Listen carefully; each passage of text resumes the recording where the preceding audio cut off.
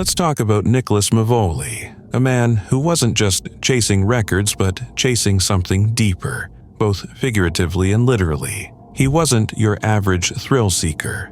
By day, he was a Brooklyn-based film technician and actor, working on sets like Gossip Girl and Chappelle's Show. But beneath the surface again, literally, he was a rising star in the elite and risky world of freediving. For the uninitiated, freediving is the art, or madness, of plunging deep underwater on a single breath. No tanks, no bubbles, just lungs, guts, and a whole lot of mental focus.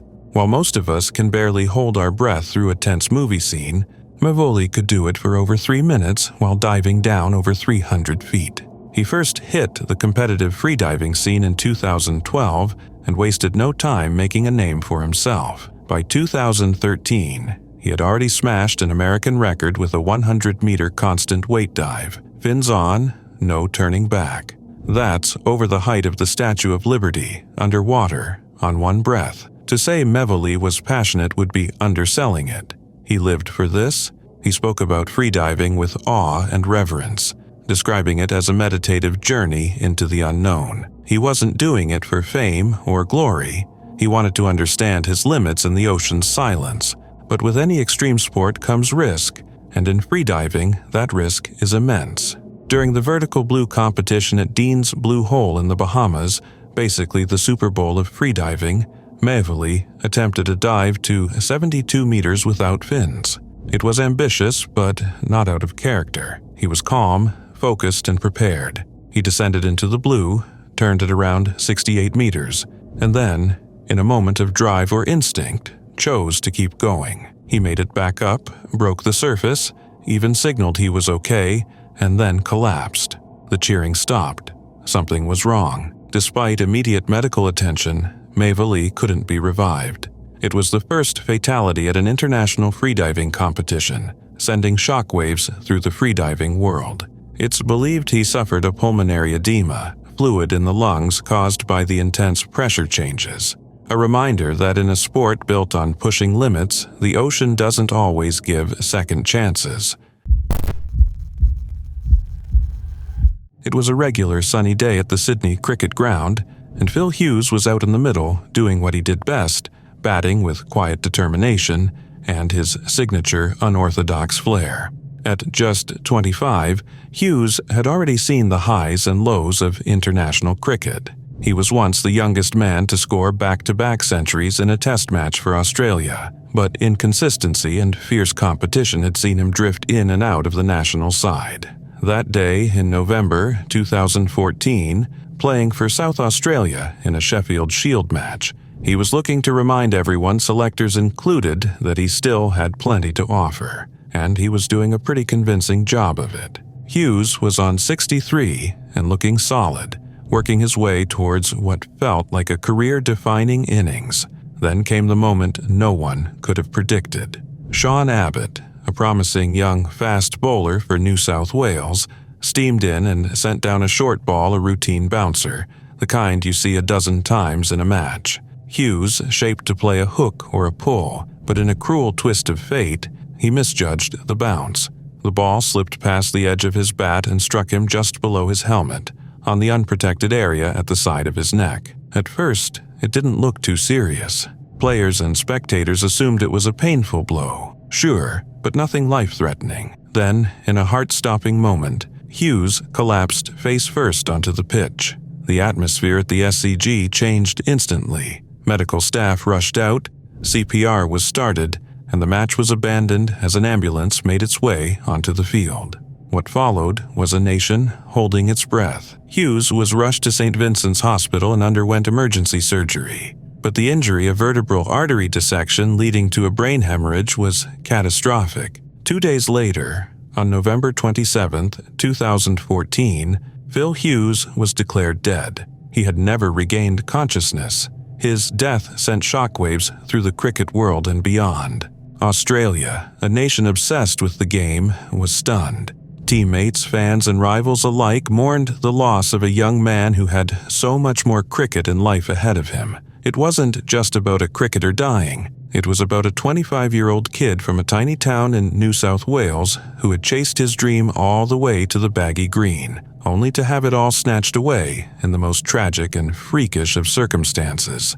Tributes poured in from all corners of the globe. His test number, 408, was etched into hearts. Bats were placed outside front doors, heads were bowed in silence, and the cricket community came together in a way rarely seen. Even tougher blokes who never showed emotion found themselves choked up. It wasn't just sadness, it was disbelief. The incident also sparked serious conversations about player safety. Helmet designs were re-examined, with new models being developed to better protect the neck area. It was a tragic lesson, but one that led to changes aimed at ensuring no family or team would have to go through something similar again. Phil Hughes wasn't just a cricketer. He was a symbol of youthful passion, grit, and humility. He died doing what he loved, with dreams in his heart and a bat in his hand. And though he's gone, Hughesy will forever be remembered not just for the runs he scored, but for the smile he carried and the unity he inspired. October 14th, 2014 began like any other match day for 23-year-old Peter Zala, a dedicated midfielder playing for Bethlehem Venklang FC. Known for his quiet discipline, relentless work ethic, and love for the game, Peter was a rising star in the Mizoram Premier League. He dreamed of one day representing India at the national level, but no one could have predicted how tragically that day's game would end. Bethlehem Venklang FC was facing Chanmari West FC in a crucial league match. The score was tied in the second half, tension running high. Then, in the 62nd minute, Peter made his move. Timing his run perfectly, he leapt and scored a beautiful equalizing header for his team. The stadium erupted. His teammates ran to him, celebrating a hard-fought goal. Overcome with emotion, Peter wanted to mark the moment in a special way. Inspired by his football idol Miroslav Klose, he attempted a celebratory somersault. He had done it before, but this time it went horribly wrong. As he flipped through the air, he lost control and landed awkwardly, head first. The joy in the stadium turned to immediate fear. Teammates who had just been cheering now rushed toward him in panic. Peter lay motionless on the ground. Medical staff were called in instantly. The game stopped, the atmosphere heavy with silence. Carefully, he was stretchered off and rushed to the ICU at Azal Civil Hospital. A CT scan revealed the worst. Peter had severely injured his spinal cord. Doctors worked around the clock to stabilize him. He was placed in intensive care, while his family, teammates, and friends held on to hope. For 5 days, they waited and prayed. But despite the best efforts of the medical team, Peter passed away on October 19, 2014. His death sent shockwaves through Mizoram and the Indian football community. Bethlehem Venklang FC was devastated. As a tribute, they retired his jersey number, 21, ensuring no one else would wear it again. The Mizoram Premier League released a statement mourning his loss, calling it one of the darkest days in the region's football history. Peter was more than just a promising athlete. As a defensive midfielder, he had a reputation for breaking down attacks and supporting his team with consistency and heart. His coach, Danny Lau Limpuya, remembered him as humble, respectful, and deeply committed on and off the field. Tributes poured in. Fans, players, and officials expressed their sorrow, sharing memories of his talent and kind nature. His passing also triggered a difficult conversation about the risks tied to goal celebrations. Acrobatic flips are common in football, but few realized the danger they carry. Peter's accident became a painful reminder that even joy can carry risks. In his honor, the Mizoram Football Association and Bethlehem Venklang FC organized a charity match. It wasn't just a memorial, it was a celebration of his spirit. The football community came together in unity, remembering not only the tragedy, but the player and person Peter was. Off the field, his family and friends were left to cope with a sudden, unimaginable loss. Questions lingered. Could anything have been done differently? What if he had landed another way? There were no clear answers. Only the reality that even in moments of happiness, life can change in an instant. Peter had the heart of a dreamer and the discipline of a professional. His career was just beginning, but the impact he left was profound. In every match played in Mizoram, his memory echoes through the field. Bethlehem Vengthlang FC and all who watched him play will never forget the young man whose dreams were cut short, but whose legacy lives on. In the world of freediving, a sport where people voluntarily plunge to terrifying depths in a single breath, few names were as respected as Stephen Keenan. Born in Ireland, Stephen wasn't always drawn to the deep. In fact, he started out like many adventurers, restless, curious, and looking for something more. That something more eventually led him to the Red Sea, specifically Dahab, Egypt, home of the legendary Blue Hole, a breathtaking, dangerous underwater sinkhole that's both mesmerizing and tragically deadly. Stephen became a top safety diver and co-founder of Dahab Freedivers, where he trained others in the art of descending into the deep with no oxygen tank, just lungs, skill, and an iron will. He was admired not just for his athleticism, but for his calm presence, fierce dedication, and how seriously he took his role in keeping others safe. People trusted him with their lives, and he never took that lightly. In July 2017, he assisted Alessia Zecchini, a rising star in freediving. She was young, talented, and ambitious, known for her daring dives and unwavering focus. Her goal? To swim through the Arch, an underwater passage located around 56 meters down and 26 meters long. It's a challenge even for the most seasoned freedivers. The plan was tight and well-rehearsed. Alessia would dive down, swim through the arch, and Stephen would be there at the other end to guide her back to the surface. But even the most carefully laid plans can unravel in seconds. On that fateful dive, a few miscalculations stacked up like dominoes. Alessia reached the arch exit about 10 seconds earlier than expected, blazing fast. Stephen, on the other hand, had started his descent about 20 seconds later than originally planned.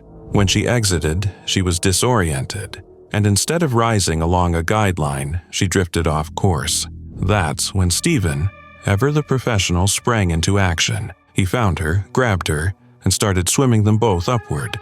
At that depth, with time and oxygen running low, every second counts. Freedivers train for this.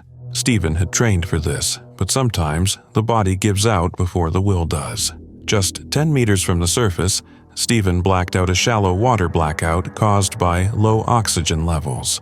Alessia made it to the surface. Stephen didn't. Rescue divers got to him quickly, and they tried everything, but it was too late. The freediving world was shaken. Stephen's death wasn't just the loss of a great athlete, it was the loss of a protector, a mentor, and a man who had literally given his life trying to save another. He was the first safety diver known to die during a rescue. In the wake of the tragedy, tributes poured in. Friends, students, and fellow divers all spoke of his courage, his compassion, and how deeply he loved the ocean. The Stephen Keenan Memorial Award was later created to honor safety divers who go above and beyond, just as he did. The story of Stephen and Alessia reached global audiences through the 2023 Netflix documentary The Deepest Breath, which traced their journeys, their friendship, and the fateful dive that bound them forever. It's a sobering reminder that even in pursuits of beauty and greatness, the ocean demands respect, and sometimes it takes back the ones who love it most. It was a night meant to showcase greatness. March 4th, 1990, Loyola Marymount was hosting Portland in a conference tournament game, and the energy inside Gersten Pavilion was buzzing. The home crowd came out in full force to watch their star, Hank Gathers, the heart and soul of the team. At just 23, Gathers wasn't just good, he was phenomenal. He led the nation in both scoring and rebounding the season before, a feat so rare it was basically mythical. And with his explosive dunks, commanding presence, and undeniable charisma, Gathers wasn't just playing basketball. He was lighting up the court like it was his stage. Early in the game, everything seemed business as usual. LMU was running their famously fast-paced offense, and Gathers was in full beast mode. Then it happened. Hank caught an alley-oop, soared through the air, and dunked it with signature flair. The crowd erupted, but as he turned to head back down the court, no warning, no signal, he collapsed, right there on the hardwood in front of everyone. For a split second, people weren't sure what to make of it. This was Hank Gathers, the guy who could plow through defenses and drop 40 like it was a warm-up. But the panic set in fast. Players and coaches ran over. Medical staff followed. Gathers briefly regained consciousness, even reportedly said, "I don't want to lay down," but moments later, his body gave out completely. He was rushed to the hospital, but it was already too late. Hank Gathers was pronounced dead just over an hour later. The cause, hypertrophic cardiomyopathy, a heart condition that, tragically, had already made itself known. Just 3 months earlier, Gathers had collapsed during another game and was diagnosed with an irregular heartbeat. He'd been prescribed medication, beta blockers, but they reportedly made him feel sluggish on the court. Whether his dosage was adjusted too aggressively or whether the risks were underestimated remains part of the lingering controversy. What's clear is this: the combination of intense athletic performance and a heart condition turned deadly in an instant. The aftermath was heartbreaking. The nation mourned. Sports networks aired tributes. Loyola Marymount, devastated but determined, made an emotional and inspiring run through the NCAA tournament. Bo Kimball, Hank's best friend and teammate, honored him in a now legendary way. He shot his first free throw of every game left-handed, just like Hank had been practicing to improve his form. And wouldn't you know it, he made every single one. The Gathers family later filed a wrongful death lawsuit, claiming Hank hadn't been properly monitored or cared for. Settlements were made, but no amount of money could replace what was lost. Loyola Marymount retired his jersey. A statue was eventually unveiled outside Gersten Pavilion, a permanent tribute to the player who gave everything he had every time he stepped on the court. Hank Gathers' death wasn't just a sports tragedy, it was a wake-up call about athlete health and the importance of listening to the body, no matter how strong or invincible someone may seem. He was larger than life, a powerhouse with a smile, and in just 23 years, he left behind a legacy that still echoes in gyms and hearts everywhere. It was July 19, 2019, and the spotlight was on the MGM National Harbor in Oxon Hill, Maryland. The crowd buzzed, the lights were blinding, and the atmosphere was electric. Why? Because 28-year-old Russian boxer Maxim Datashev was about to step into the ring for the biggest fight of his life. This wasn't just any match. It was an IBF light welterweight title eliminator. Translation: winner gets a golden ticket to fight for a world championship. Stakes? High. Maxim, or Mad Max as fans called him, came in with a perfect record: 13 wins, 0 losses, and 11 knockouts. Dude had hands. Fast, technical, and smart in the ring, he was a rising star with a bright future. His opponent? Subriel Matias, a fierce Puerto Rican fighter with an aggressive style and a hit now, ask questions later attitude. The bell rang, and from the jump, Datashev looked sharp. He was moving well, landing crisp punches, but Matias didn't flinch. He just kept marching forward like a boxing Terminator. As the rounds ticked by, something shifted. Datashev started to fade. The hits piled up, and by rounds 10 and 11, he looked like a fighter running on fumes. In his corner was trainer Buddy McGirt, a veteran of the sport who had seen it all, and knew when enough was enough. He watched Max carefully between rounds. "Max, you're getting hit too much," he said. Datashev shook his head. He wanted to keep fighting, but Buddy wasn't asking anymore. "Please, Max, let me do this." And with that, McGirt made the call. He stopped the fight, saving his fighter from further punishment, but by then, it may have already been too late. Datashev was behind on the scorecards anyway, but the real concern wasn't points. It was his condition. As he tried to walk back to the locker room, he stumbled. Trainers helped him, but halfway down the corridor, he collapsed.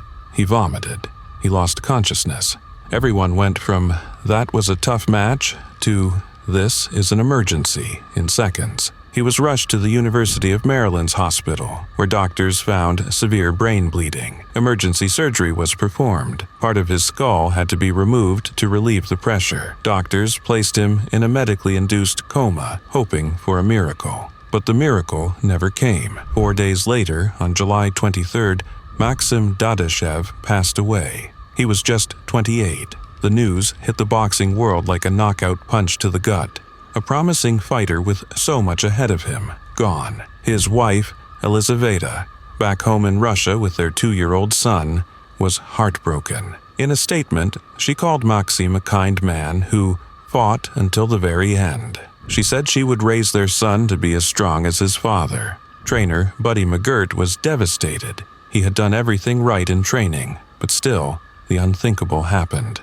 "It just takes one punch," he said. Even Matthias, who won the fight, was shaken. He released a statement saying no one's ever ready for something like this when chasing their dreams. In a rare gesture of respect, he refused to accept his $7,500 prize money. Maxim's death sparked fresh debates about boxing safety, especially around head trauma. Should corners stop fights sooner? Should medical checks be stricter? Everyone had opinions, but what was clear was this: something had to change. Investigations were launched both in Russia and in Maryland. The boxing world, while built on toughness, was forced to face a painful truth. Sometimes, even with all the training, precautions, and heart in the world, the sport can be deadly. Maxim's legacy? It's not just in the fights he won, but in the conversations he sparked. He became a symbol of the risk, the sacrifice, and the reality behind the ropes. And for those who knew and loved him, his spirit still lives on, strong, proud, and undefeated in heart. If you've ever tried holding your breath for longer than a minute, you'll know it's not exactly a walk in the park. But for Audrey Maestre, it was a way of life. A world-class freediver, marine biologist, and all-around underwater phenom, Audrey pushed the limits of human endurance in a sport where a single mistake can mean the difference between glory and tragedy. Sadly, in her case, it became the latter. Audrey was born in France and raised near the sea, which probably explains why she felt more at home under the waves than above them. She wasn't just chasing records, she was fascinated by the ocean itself. After studying marine biology, she got serious about freediving and eventually teamed up with, and married, the charismatic and controversial freediving champion Francisco Pepin Ferreiras.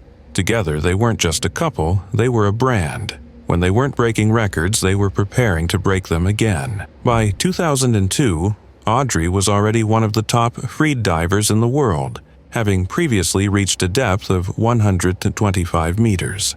But that year, she planned something even more daring. A record-breaking no-limits dive to 171 meters. That's 561 feet, almost 2 football fields stacked vertically. No limits freediving is about as extreme as it gets. The diver descends with the help of a weighted sled and relies on an inflatable lift bag to shoot back to the surface. Sounds simple, but if anything goes wrong, there is no second chance at those depths. On October 12th, off the coast of the Dominican Republic, Audrey made her final dive. She descended smoothly, but when she reached the bottom, her lift bag failed to inflate. The air tank supposed to fill it was empty, and just like that, things turned catastrophic. Audrey remained underwater for more than 8 minutes, far too long. By the time she was pulled to the surface, she was unconscious and had no pulse. Tragically, there was no proper medical setup on the dive boat, no professional rescue team, and no emergency plan that could have saved her. The freediving world was stunned. How could something so avoidable have happened? Fingers quickly pointed at Ferreiras, who had been in charge of the dive's logistics. Critics argued the dive was rushed, poorly planned, and lacked the safety protocols typically seen in record attempts. Some even suggested that ego and ambition had taken precedence over safety. Carlos Serra, a former friend and associate, later wrote a book called The Last Attempt, painting a disturbing picture of negligence and control surrounding Audrey's final dive. Audrey Maestre's death was not just a tragic accident, it was a wake-up call for the entire freediving community. Since then, safety standards in the sport have been significantly tightened, but her legacy lives on. She was a passionate explorer who loved the ocean deeply and died doing what she loved most. Though her final dive ended in heartbreak, Audrey's name remains etched in the annals of freediving history, not just for her records, but for the lessons her story continues to teach. Football is often called the beautiful game, but on April 14, 2012, it delivered one of its darkest chapters. During a Serie B match between Livorno and Pescara, 25-year-old midfielder Pierre Morosini collapsed mid-play, turning an ordinary match into an unforgettable tragedy. Morosini, a hard-working and humble player known for his grit, suddenly went down on the pitch. He tried to stand, made a second effort, but then crumpled again. What began as a normal game quickly turned into a desperate race to save a life. The medics rushed in, CPR was administered, and the stadium atmosphere shifted from competitive excitement to total silence. Tension hung thick in the air as thousands of spectators and players watched helplessly. An ambulance was called, but things didn't go smoothly. A police car had parked in front of the stadium entrance, blocking the way. In a moment where every second mattered, precious time was lost as someone scrambled to move the vehicle. Morosini was eventually transported to Pescara's Santo Spirito Hospital, but it was too late. The young midfielder was pronounced dead shortly after arriving. His death was attributed to a rare and undetected heart condition, a cruel twist of fate for someone in peak physical condition. No previous symptoms, no obvious warning signs, just one silent failure in the system that couldn't be undone. News of Morosini's passing spread like wildfire, and within hours, Italian football shut down. All matches were suspended that weekend in a unified gesture of mourning and respect. Fans left flowers at stadiums. Players wore black armbands. Clubs posted heartfelt tributes. The entire country grieved for a man who had already endured more pain than most. Morosini's personal life was already shaped by loss. By the age of 18, he had lost both parents and a disabled brother. He was left with a disabled sister whom he supported. Football wasn't just a job, it was his escape, his therapy, and his mission. He played for several clubs, including Udinese, Bologna, Vicenza, and Atalanta, before landing at Livorno. Every match was played with heart. Every minute was earned. His story, even before that day, was one of perseverance and resilience. But the tragedy didn't end with his death. It sparked accountability. A formal investigation was launched into the circumstances surrounding the incident. In 2016, 3 doctors were convicted of manslaughter for failing to follow proper medical protocols during Morosini's collapse. The courts found they hadn't used a defibrillator correctly, something that might have made a difference. The case became a powerful catalyst for reform in emergency preparedness across sports leagues in Italy and beyond. Clubs reviewed their medical procedures. Stadiums reevaluated emergency access. People started paying attention. Tributes continued long after the match was over. Atalanta named a section of their stadium the Curva Pierre Morosini. The Italian Youth League created an annual award in his name, given to the most outstanding young player. One of the most moving gestures came from fellow footballer Antonio Di Natale, who vowed to financially support Morosini's sister so she would never be left alone or in need. Pierre Morosini may not have lifted major trophies or become an international superstar, but his story left a lasting impact. His name became more than just a line on a team sheet.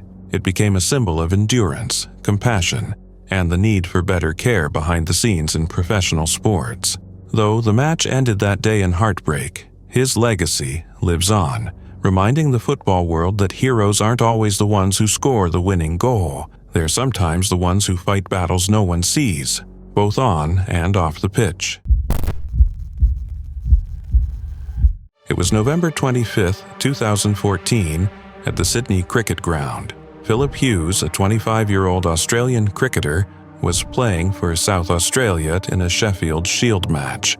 A talented, left-handed batsman, Hughes was known for his unorthodox style, fearless approach, and quiet determination. He had already played 26 test matches for Australia, and was fighting to earn his spot back on the national team. His love for the game made him a respected and admired figure in the cricketing world. That day, Hughes was batting confidently, having reached 63 runs. Then came a short-pitch delivery from fast bowler Sean Abbott. Hughes attempted a pull shot but misjudged the pace and angle. The ball struck him just below the back of his helmet, hitting the side of his neck. At first, it didn't appear serious. He stood for a moment, then suddenly collapsed face first on the pitch. Teammates and officials rushed to his side as medical personnel sprinted onto the field. He was unresponsive. The impact had caused a rare but catastrophic injury, damage to the vertebral artery, leading to bleeding in the brain. He was rushed to St. Vincent's Hospital in Sydney, where doctors performed emergency surgery and placed him in an induced coma. His mother and sister, watching from the stands, could only hope. Despite all efforts, Hughes never regained consciousness. On November 27th, just days before his 26th birthday, he was declared dead. The news stunned the cricketing world. It was almost impossible to comprehend such a tragic outcome from a routine play. Tributes poured in globally. Fans placed cricket bats outside their homes, part of the viral hashtag #PutOutYourBats movement. The gesture spread far beyond cricket. Actor Hugh Jackman displayed a bat on a Broadway stage, and Elton John dedicated a song to Hughes during a concert in Munich. Hughes' teammates were heartbroken. David Warner, who was on the field when it happened, was visibly shaken. Australian captain Michael Clarke, one of Hughes' closest friends, delivered an emotional eulogy at his funeral, calling him a brother. He later admitted that the loss had left him mentally broken. The first test match between Australia and India, originally scheduled for December 4th, was postponed. When it finally took place in Adelaide, it became a tribute to Hughes. Players wore black armbands, and his test cap number, 408, was painted on the field. Warner, Clarke, and Steve Smith each scored centuries in his honor. In a poignant moment, Warner kissed the pitch where Hughes had fallen. Fans and experts began to reflect on what Hughes might have achieved. He had already made headlines by scoring 2 centuries in a single test early in his career, showing both flair and grit. Though he faced challenges, especially against bouncers, he was constantly evolving. His sudden passing sparked new debates about player safety, specifically the use of neck guards. While experts concluded that a neck guard wouldn't have prevented his injury, the incident prompted a re-evaluation of cricket gear. It wasn't until 2019 that some top players, including Steve Smith, began wearing neck guards regularly. Ironically, Smith was later struck in nearly the same spot during an Ashes test, reigniting painful memories. The psychological toll on Sean Abbott was immense. The young bowler struggled deeply in the aftermath. During a 2016 inquiry, he spoke about the emotional burden he carried, a reminder that the tragedy affected everyone on and off the field. Cricket Australia declared Hughes would remain 63, not out forever. His family and friends have worked tirelessly to keep his memory alive. As the 10-year mark approaches, emotions resurface. What could he have achieved? What records might he have broken? Though he's gone, Hughes' spirit remains, etched into the game he loved, a symbol of both brilliance and fragility in sport. Bosmansgat, or Bushman's Hole, in South Africa, is a place that has become infamous in the world of cave diving. It's one of the deepest freshwater caves in the world, reaching depths that few dare to venture into. This is where the tragic story of Dion Drier and Dave Shaw unfolds, a tale of bravery, sacrifice, and the unpredictable dangers of deep diving. In 1994, Dion Drier, a young and enthusiastic diver, was assisting with preparations for a deep dive at Bosmansgat. Little did anyone know that this routine dive would soon take a devastating turn. The cave, known for its pristine but treacherous conditions, had claimed the lives of others before, but nothing could have prepared the diving community for what would transpire that fateful day. On December 17, 1994, Dion encountered something that went horribly wrong. He was diving near the surface when, for reasons still debated, He either suffered from oxygen toxicity or hypercapnia, too much carbon dioxide in the blood, which led to him losing consciousness at about 50 meters below the surface. Oxygen toxicity occurs when a diver inhales too much pure oxygen, causing seizures and unconsciousness, while hypercapnia occurs when a diver's body cannot expel carbon dioxide fast enough, leading to confusion, unconsciousness, and potentially fatal consequences. Tragically, despite the best efforts of his team, Dion was unable to make it back to the surface. His body was lost in the dark, murky depths of the cave, where light cannot reach and time seems to stand still. The divers who had been with him on the dive were devastated. Despite a series of daring recovery attempts over the years, his body remained undiscovered. For an entire decade, Boesmansgat held on to the secret of where Dion's body lay, untouched by time and nearly forgotten by those who loved him. Fast forward to 2004, when Australian cave diver Dave Shaw, who had already made a name for himself as an expert in extreme diving, decided to attempt a recovery. Shaw was a seasoned diver who had taken on numerous high-risk deep-water missions throughout his career, but recovering a body from 270 meters underwater in a pitch-black cave was unlike any challenge he had faced. Shaw knew the risks, but he was determined to bring closure to Dion's family and to the diving community that had been haunted by the unsolved mystery of his disappearance. After a grueling descent, Shaw found Dion's body where it had rested for 10 long years. The scene was haunting, a body frozen in time at the bottom of a cold, dark cave. But the mission was far from over. Shaw knew that the next phase of the operation was even riskier than the descent, bringing Dion's remains back to the surface. In January 2005, Dave Shaw made the dangerous decision to dive again, this time to retrieve Dion's body. This dive would be his last. Shaw, despite all his expertise, was not immune to the dangers of such extreme depths. As Shaw descended deeper into the cave, the pressures of the extreme depth and the complexities of the dive became too much for even his seasoned experience. Tragically, Shaw lost his life during the ascent, leaving his team in shock and grief. His diving buddy, Don Shirley, who had accompanied him on the dive, came close to perishing as well. Don's heroic attempt to rescue Shaw's body resulted in severe injuries. The extreme pressures of the cave had taken their toll, and Don was left with permanent damage to his body, specifically to his balance, which would affect him for the rest of his life. It was a tragic turn of events, where the courage and expertise of both divers could not save them from the unforgiving forces of Boesmansgat. The death of Dave Shaw and the loss of Dion Drier became one of the most poignant stories in the world of cave diving. It serves as a sobering reminder of how dangerous these extreme sports can be, and how even the most experienced divers can fall victim to the unpredictable forces of nature. The story of these two men, their sacrifices, and the risks they took in an attempt to recover a fallen comrade is a testament to the unwavering spirit of those who explore the unknown. They gave their lives in the pursuit of something greater than themselves, and in doing so, they became legends within the diving community. The incident was not just about tragedy, though. It brought global attention to the risks of cave diving, the need for proper preparation, and the human element behind such daring adventures.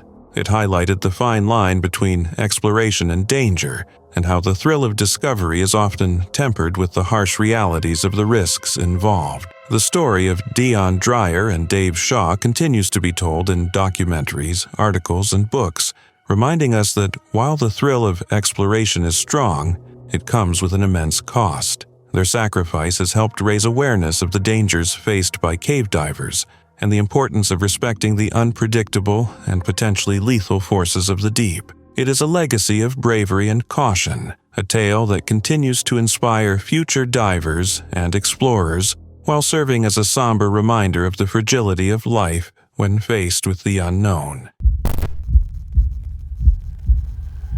Mark Vivien Foe's sudden death on June 26, 2003, during a FIFA Confederations Cup semi-final between Cameroon and Colombia was one of the most shocking and tragic moments in football history. Foe, a a talented midfielder who had played for clubs like Lens, Manchester City, and Lyon, was a force to be reckoned with on the pitch. But on that fateful day, he collapsed without warning, leaving fans, teammates, and the football world at large in complete disbelief. The match, held in Lyon, France, was an exciting one. Cameroon was facing Colombia in what was supposed to be a thrilling encounter for the semi-finals.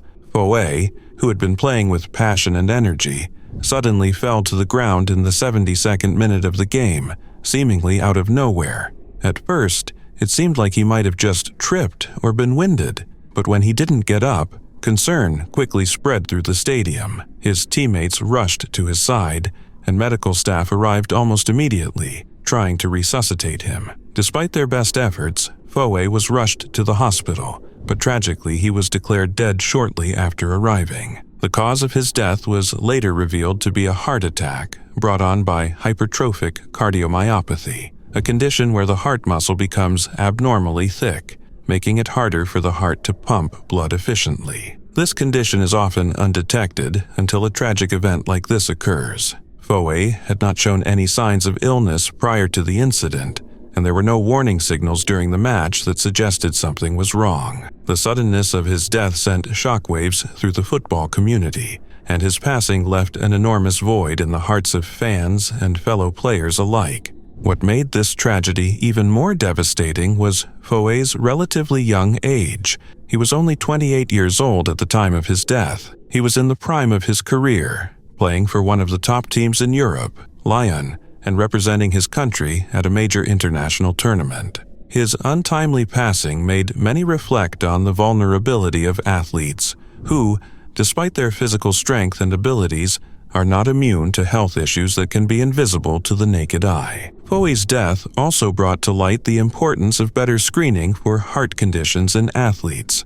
In the aftermath, many football organizations and medical teams began to place more focus on ensuring players undergo thorough heart checks to avoid such tragedies in the future. It raised awareness about heart-related issues in sports, especially among young athletes who may not display symptoms but could still be at risk.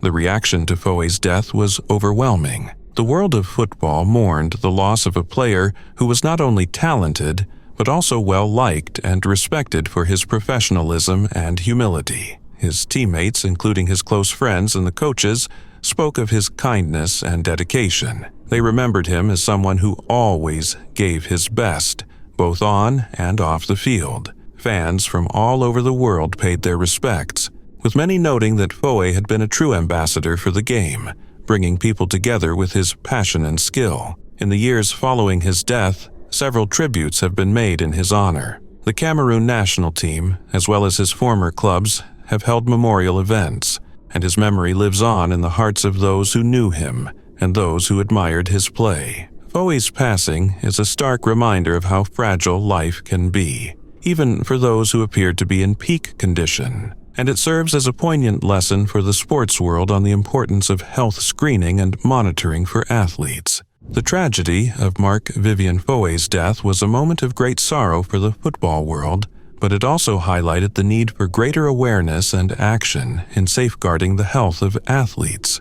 His legacy, though marked by sadness, continues to inspire conversations about the importance of health, the unpredictability of life, and the enduring impact one person can have on a sport. It was January 18th, 1991, and the snowy peaks of Wengen, Switzerland were buzzing with anticipation. The Lauberhorn race, basically the Super Bowl of downhill skiing, was about to go down. This isn't your average snowy joyride either. It's one of the most dangerous ski races on the planet. A white-knuckle thrill ride where skiers fly down icy slopes at speeds faster than your parents on Black Friday. This year, to spice things up, and by spice, I mean terrify, race organizers rolled out a new qualification system. Only the top 30 skiers would get a shot at the main event. Translation: more pressure, more speed, and unfortunately, more risk. Enter 20-year-old Gernot Reinstadler, a rising star from Austria and one of the brightest young talents in the skiing world. Picture someone who had the speed of a rocket and the chill of a mountain breeze. His mom, Traudl, was a former racer herself, so skiing basically ran in his blood. The slopes were home, and that weekend Gernot was ready to earn his spot among the best. He was wearing bib number 44. Not at the front, not at the back, just somewhere in the mix. But Gernot wasn't worried about numbers. He was all about the run. As he launched himself down the Loberhorn course, everything looked perfect. He carved through the sharp turns with finesse, tackled the steep drops like a champ, and seemed to be locked in. But then came the final stretch, a notoriously nasty section of the course called the Finish S. Think of it like the boss level in a video game. Super fast, super tricky, and not forgiving. That's when things went horribly wrong. Gernot lost his balance, his weight shifted forward, and boom, he was airborne. He crashed into the safety netting with terrifying force. But instead of slowing him down, the netting tangled with one of his skis. The impact was brutal. He suffered massive internal injuries. Blood stained the snow. The crowd, race officials, everyone stood frozen as medics rushed in. He was given oxygen on the spot and airlifted to a hospital in Interlaken, where doctors performed emergency surgery that lasted 6 hours. They did everything they could, pumping in over 40 liters of blood. But by the early hours of January 19th, Gernot Reinstadler passed away. The skiing world was shattered. This wasn't just any athlete. Gernot had the kind of potential that made people believe. That weekend's World Cup events were immediately canceled in his honor. Tributes poured in. His close friend and roommate, Stefan Eberharder, was devastated.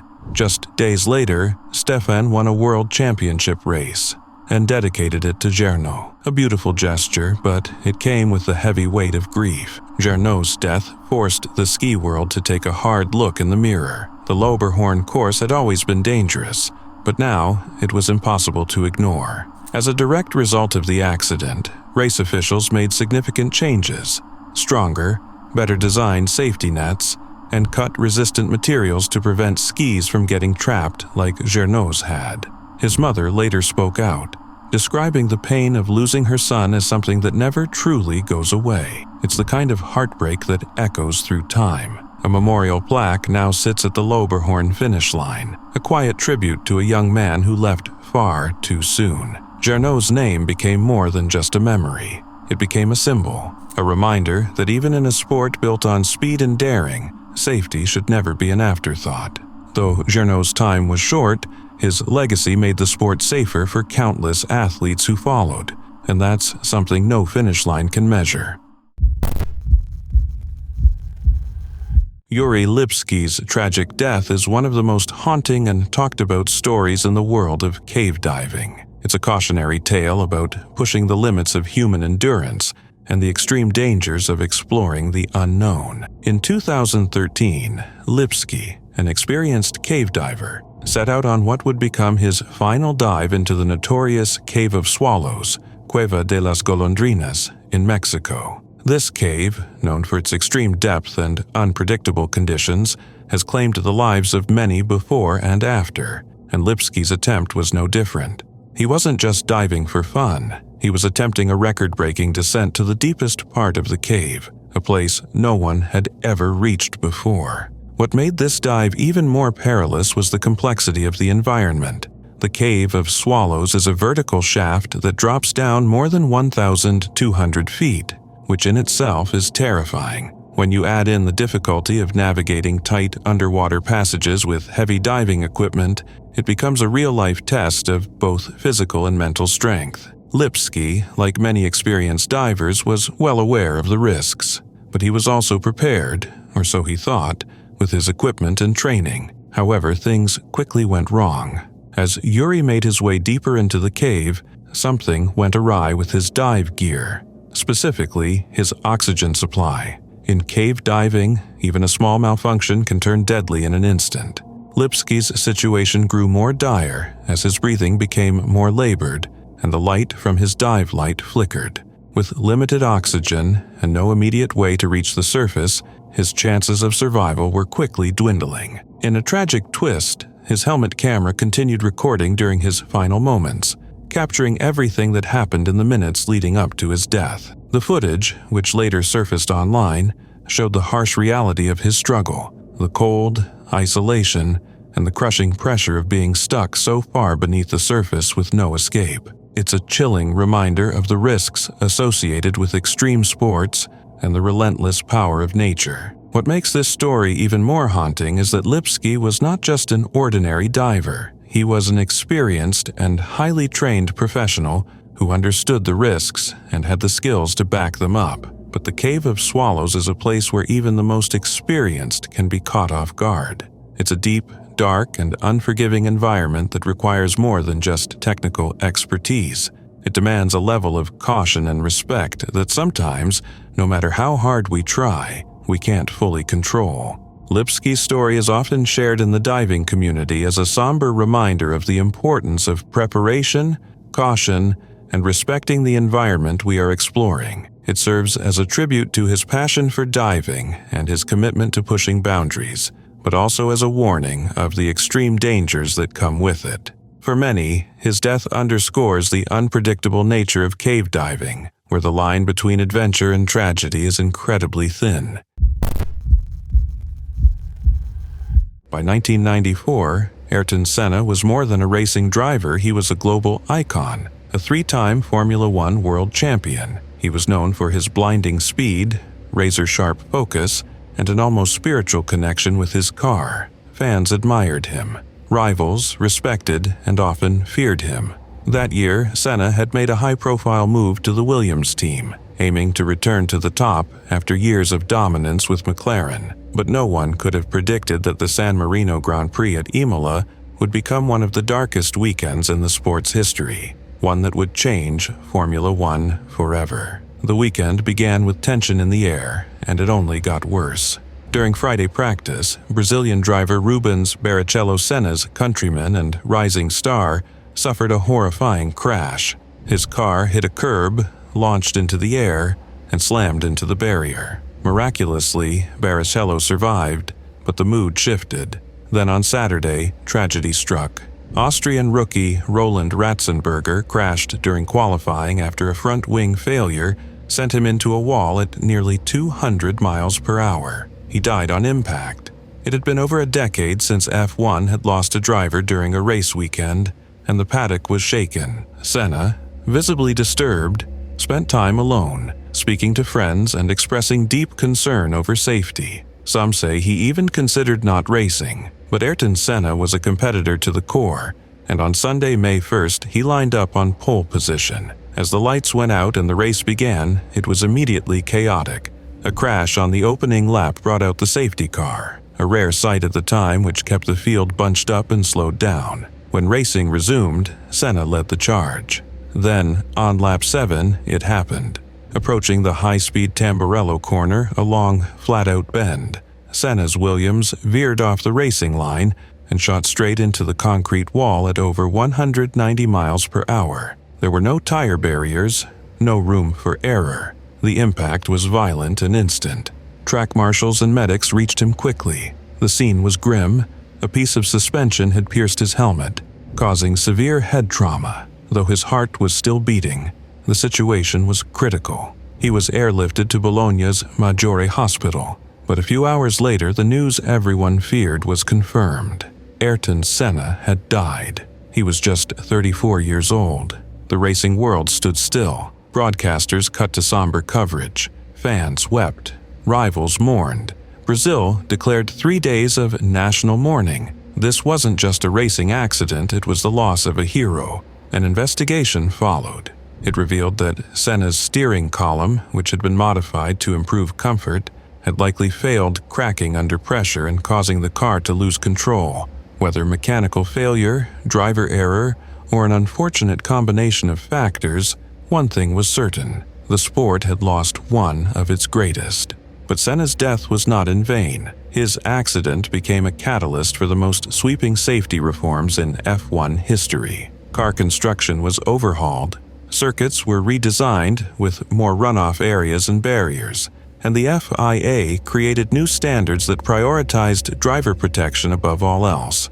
The HANDS device, mandatory crash tests, better helmets, all of it emerged from that dark weekend in Imola. To this day, Ayrton Senna remains a legend, not only for what he achieved, but for what his loss inspired. He was fast, fearless, and deeply human, and even in death, he helped save lives.